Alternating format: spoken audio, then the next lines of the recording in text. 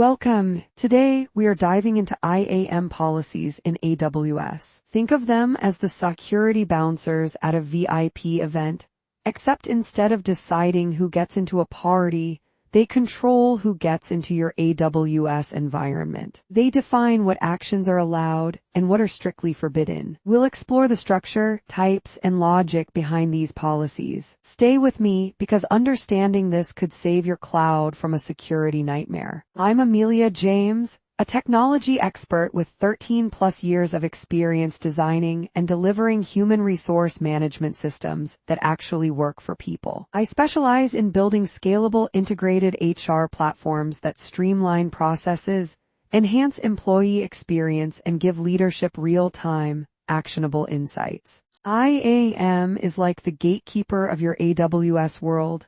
It decides who gets to do what. Whether you're a newbie or a pro, IAM is your best friend when securing your cloud environment. From user authentication to managing access levels, it ensures that only the right people, yes, not your curious neighbor, can make changes. Let's explore its key roles and why it's a must-have for any AWS setup. Let's talk IAM policies. These are the rule books for what users and services can do in AWS. Imagine them as instruction manuals, but in JSON format. They decide whether someone can launch a new EC2 instance or simply wave at it from afar. By attaching policies to IAM identities, organizations enforce security measures while maintaining control. We'll decode these policies so you can wield them like a true AWS wizard. Welcome. Let's start with the foundation policy elements. Think of statements as the big rules,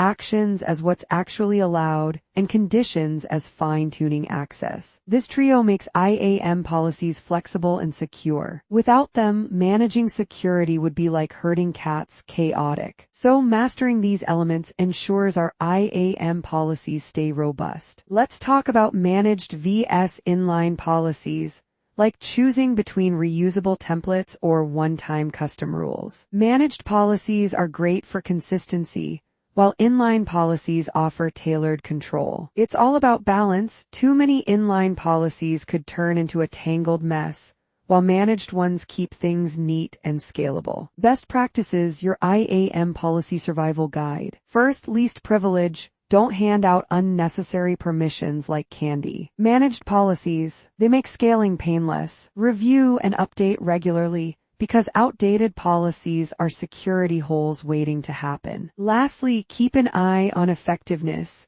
because a policy that doesn't work is like a lock on a door left wide open. Imagine deploying a policy without testing, disaster waiting to happen. Enter the IAM Policy Simulator, your safety net. It lets you check configurations beforehand, catch permission errors, and troubleshoot with ease. Think of it as a test drive before hitting the road.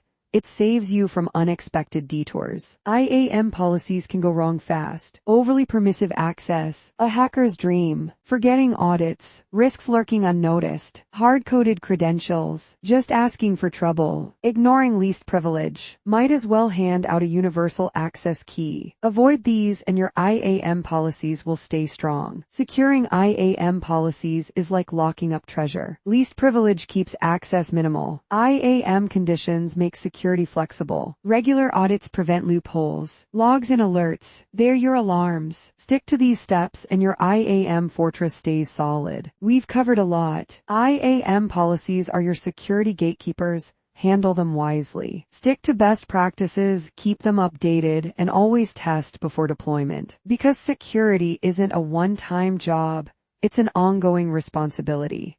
Please do like, share, and subscribe to our channel. For more information, contact us.